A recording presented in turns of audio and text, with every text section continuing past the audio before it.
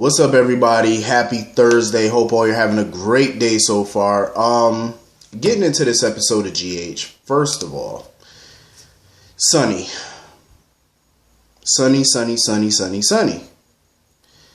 Listen, usually I tolerate Sonny in certain episodes and stuff, but yesterday and today, he was getting on my damn nerves. Mainly, more so today. Like, he was really irking my soul today. I just don't understand why the writers feel the need to throw him in a storyline that has zero to do with him. Zero. Listen, I understand Michael could have got, hurt in the crossfire. I get it. But Michael made it very clear. Nina made it very clear. Michael was not the target. They made that very clear. Nina was, Sasha was the target because of Nina. They've said it to Sonny a million times. He still want to sit there and keep poking around in business that has nothing to do with him. Like, I understand you're upset about that because your son could have got hurt or whatever, but it was never to that. If Cassandra wanted to target Michael or hurt Michael, she could have easily done that. When she ordered them breakfast and ordered that grapefruit, Cassandra strategically and specifically told Sasha to sit next to her. She could have easily said nothing and let Michael take that seat if she really wanted to. That was never the intention. That's why she specifically told Sasha to sit next to her with that injected grapefruit. Duh.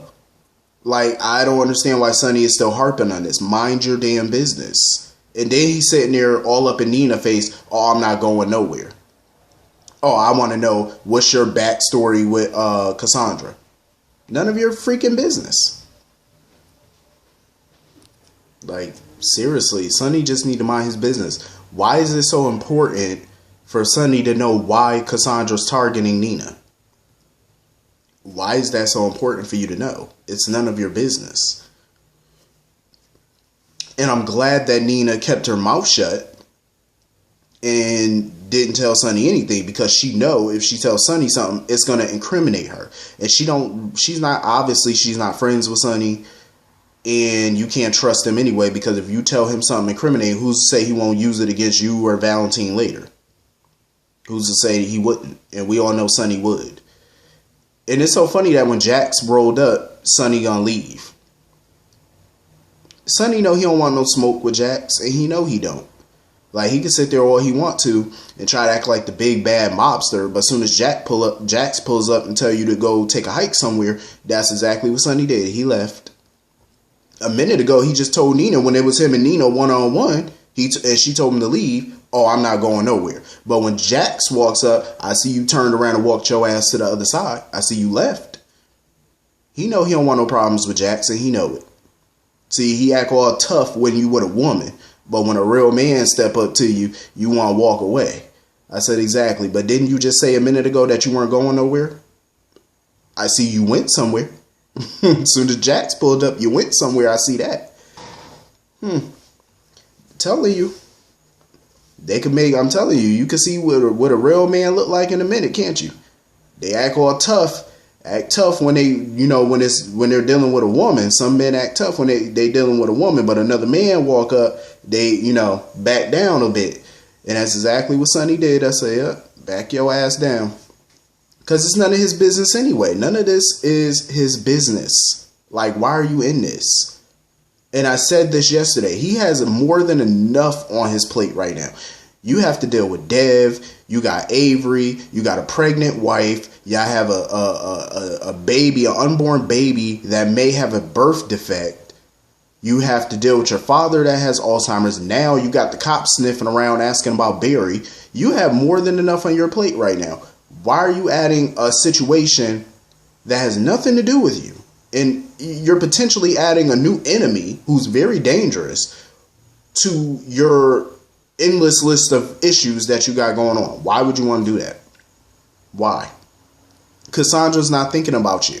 She's not thinking about the name Corinthos. She's not thinking about your organization. She's not thinking about Michael. She has specific targets in mind, and your name is nowhere on that list. So why are you worried about it? Mind your business. Go have a seat. Have several. Mind your business. Step to the side. Jax, he just generally wants to, genuinely, he just wants to help Nina any way he can, because she believed him when he told her that he didn't know anything really too much about Cassandra. Like, he never really met her. I mean, I want to believe it. I do. I want to believe it, but sometimes you just never know.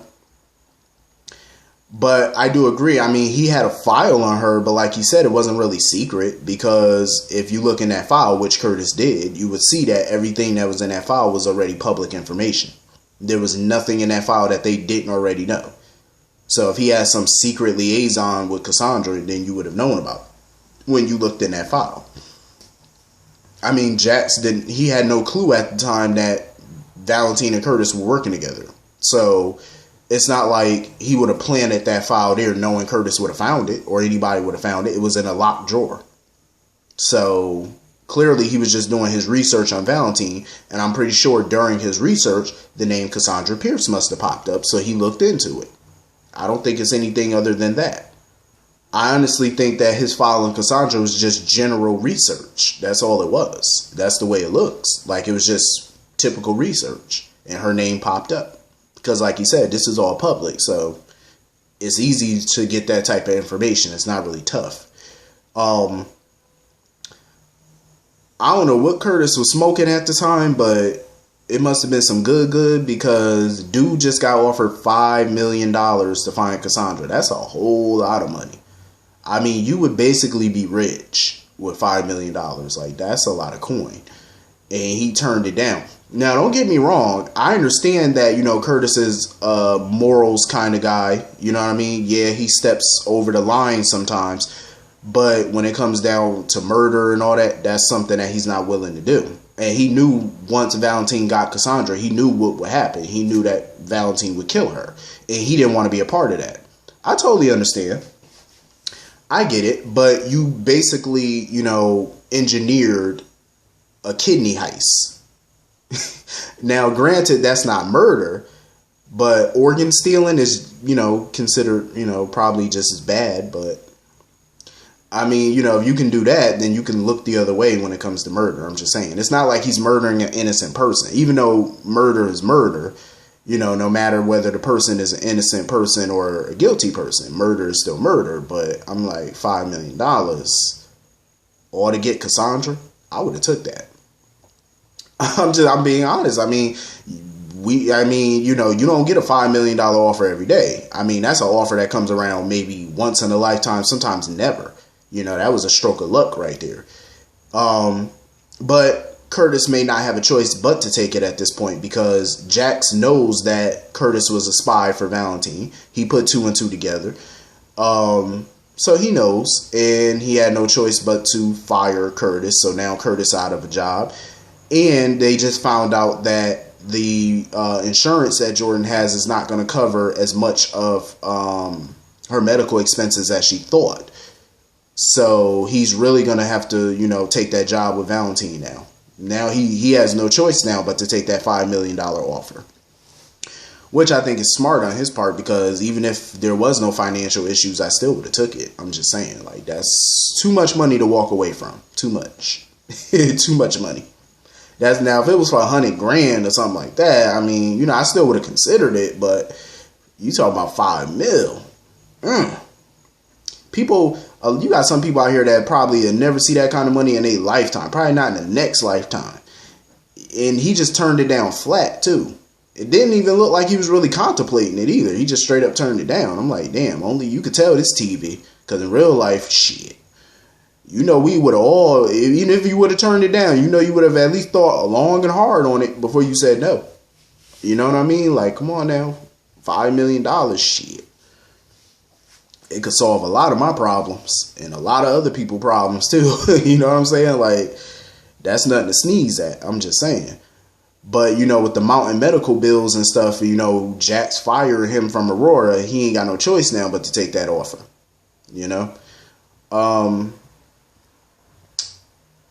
It's kind of funny, though, that you got a lot of people that's after Cassandra now. And Jax and Sonny basically told each other that they'll exchange information because they got their people on looking for Cassandra and stuff. But Michael is the main one with the info at this point. because he gave Robert a very big lead. Because what he noticed was, when they were in Puerto Rico, he noticed that Cassandra was taking a certain medication. And that medication was not approved by the FDA. And the reason he knows about that medication is because ELQ, they were going to patent that same medication and sell it. But it wasn't FDA approved. And you couldn't really do that in the States and certain countries and stuff. So he decided to, let it go, and ELQ lost interest in it. But he basically told Robert that although the U.S. and certain countries decided not to dabble in that particular medication, there are a couple of countries, very small, a small list of countries that would produce that medication. So it narrows things down for their search of Cassandra now, thanks to Michael. So, of course, Robert needs Finn's help as a doctor to, facilitate that, because he knows that Cassandra's going to have to go to one of those countries to refill that prescription. And that's where Finn comes in as a doctor, to probably either go out there or put some feelers out there, to get some info, to see if she put in a request for that prescription. So the net looks like it's about to be closing in on Cassandra soon, because you got too many people after her. Hayden was another one today, working my nerves. Listen, I love me some Hayden, but she was just irritating me from all sides today. Like, why is she not telling this man that he has a daughter? And then you sitting there, because she got this little finger painting thing that she got from her daughter that was sent to her. And when Finn asked her about it, she lied and claimed that Aiden did that for her. I agree with Finn, because as soon as she said that, I said, Aiden, ain't he a little too old? As soon as I said that out loud, Finn said the same thing. He said Aiden. He said, ain't Aiden a little too old to be doing finger painting? I said, exactly. Eventually, Finn gonna put two and two together. He gonna do it eventually. It might take a little bit more time, but you see the evidence is starting to pile up soon. That's the first piece of evidence. She gonna reveal more over time by accident. Because you ain't going to be able to cover this up forever. Not unless you that careful. And clearly she's not that careful. Like, you're sitting in a public place talking to what I'm assuming is a nanny. Sitting on the phone talking about your daughter and stuff all out loud and in the public. Anybody could have walked up on you and overheard that. Duh. Stop talking in public about information that you don't want to come out. Damn, you would think that they will learn. And then she's sitting there. Now the wheels are turning for her again. Because when she overheard when Molly mentioned that she was doing an article for the Invader and the Cassadines, of course, Hayden's interest peaked. And she was talking about all the places in Windermere, like the trophy room. She was digging for information to see what Molly could slip up and tell her, to help her and Jax find Mikos' will. Any little thing. I'm like, why the hell didn't they check behind Helena's portrait? That would be the most common place to look. And I don't even think they checked behind that. And it was so funny that she tried to compare herself to Helena. Talking about because Molly mentioned how Hayden was a Cassadine through marriage. And she talking about, well, Helena was a Cassadine through marriage too. And that makes me just as much Cassadine as she is. What? Excuse you? Just as much Cassadine as Helena? First of all, the big difference between you and Helena. Number one, Helena was married to Mikos for well over 20 years. Well over 20 years. She put in her time with the Cassadine family. She wasn't married to Mikos for 5 minutes. He died and she became a widow and she just kept the last name. That's not how it was. She was married to that man for decades. Number one. Number two, she had 2 children by that man. By the time he died, their kids were grown. You know what I mean? She put in her time. She put in a lot of years with Mikos and their family, being a Cassadine. Hayden was only married to Nikos for all of 5 minutes. So you don't compare to Helena. Sorry, but no, you don't. There's a big difference. Major difference. And your name is Hayden Barnes. You dropped the Cassadine right after Nicholas died. And if Nicholas didn't die, allegedly, then y'all would have ended up either annulled or divorced anyway. So you only were a Cassadine for 5 minutes. That doesn't count. And you didn't have any children by him. So It doesn't count. Furthermore, Helena, for decades, has kept the last name Cassandra after Mikos died. Because, like I said, she put in her time. So that's a real Cassandra right there. And what I want to know is, why was she, I understand she's doing it to, get information out of Molly. But I'm surprised Molly or Alexis didn't see it as suspicious. Why would Molly need information or trade information with Hayden about a family Hayden was only a part of for 5 minutes? Most of the information about the Cassandras you could Google, or Molly could go to her mother for most of that information that's not public record. What information could Hayden possibly provide Molly about the Cassandras that Alexis can't? Doesn't make sense. I'm like, come on now, do better. Like, you were a part of that family for barely 10 minutes, so come on now. What information do you possibly have that she couldn't find out? You don't know anything about the major backstory of that family. Hayden, she just need to go ahead and tell this man about his child. Like, I'm just not a fan of that. Keeping somebody from their kid. Unless that man is a danger or a threat to the child. I could see if he was a danger or a threat. That's fine. But he's clearly not. He's a loving guy. He loves kids. He's a doctor. Why are you keeping this information from him? It's stupid. So anyway, I like that scene between Alexis and Dr. Neil. Listen, Alexis need to go on ahead and just tell that man she want to be with him. I love the chemistry between them, Alexis and Neil. I really do. And I like that, Neil opened up to her more. It was so funny watching her sit on that laptop on that dating site and stuff. And she forgot that Neil was behind her. And he noticed that she was looking at his profile. I say Alexis is not discreet at all. Like, she totally had a lapse right there. But I like how, he basically told her about himself. The type of music he likes, just his likes and all that. I like it. I like how they're slowly doing it. You know what I mean? Like, it's fascinating and it's fun to watch. You know what I'm saying? Because it's about time Alexis done got her a little something. Because her, she's the most infrequent person when it comes to dating and stuff like that. Like, I hope they do end up getting together, though. I like them together. I know her and Julian probably one day might, but for now, I'm loving her and Neil. I love it. They need to stop these little high school, hijinks between them. Because they seem so awkward, like they're a little shy a little bit. But I'm like, come on now. Y'all too old for all of this. Like, seriously, get it together. Y'all too old. But anyway, I totally understand where TJ coming from where it comes to Stella. Like, and that's what he was trying to, tell Molly and stuff about DNA. Like, why did they get it wrong the first time and stuff, especially with the way DNA testing is now. Which is true because it's way more advanced than it was now, so it shouldn't be too much of a problem. But I agree with Molly, though. Errors do happen in DNA. It does tend to happen sometime. But I don't know. I think TJ just feels like something's off. And I have to agree. Like, something just ain't right. Oh, for those that were wondering, Vernee Watson, who plays on Stella, she's not leaving GH. Cause I know, some people were telling me that she was doing a pilot or doing a new show. She's still, she's filming the new show right now and handling that, but she's still going to be a part of GH. So for right now, she's doing both. But they just gave her a little break to go do that right now. But she's coming back. But I definitely understand where TJ is coming from because I wouldn't trust this either.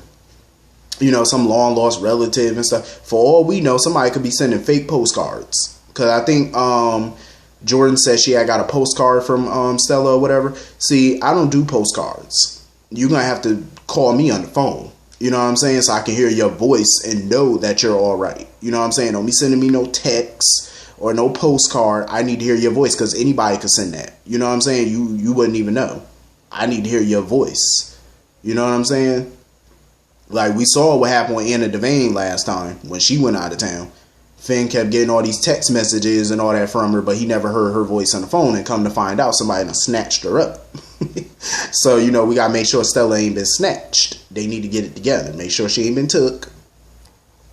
Honestly, though, when it comes to Sasha, I'm happy that Sasha has decided that she wants to tell Michael about everything, because Michael brought that to her attention. Like, every time he asks her about her background, she dodges the subject. So, you know, she told him when she gets out of the hospital, she's cleared of this virus or whatever, she wants to tell him the whole truth. For me, I just wish that she would tell him now. You know what I'm saying? Because we don't know what's going to happen. Maybe somebody going to stop her, derail her. I just wish that she would tell him right now while you got the opportunity. You know what I'm saying? Like, tell him now. Now would be the right time. I feel bad for Michael, though. I don't know how Michael's going to react when he finds out that she's not really Nina's daughter. I don't know. Because I think Michael's going to get to a point where he's just tired of females lying to him and stuff and putting his all into these relationships just to be played. You know? But this secret of hers, I mean, as major as it is kind of minor compared to other people. You know what I mean? Like, maybe it depends on how you look at it. But I could see Michael forgiving her, maybe. You know? I don't know. I hope he can, because I like them together. You know, I really do. But I just wish that females would stop lying to Michael so much, because he is a nice guy. You know what I mean? And you don't want to taint that. You know, you really don't want to mess with that, because when you keep getting messed over by people and you're such a nice person, it could change you inside and make you a cold person. And that's what you don't want. You know what I mean? Because I've seen that happen. Like, you know, and that's what I'm hoping that they don't do. But anyway, that was pretty much the whole episode today. Hit the comment section. Let me know what y'all thought about today's episode. I'll see y'all all later. Have a great day. Peace.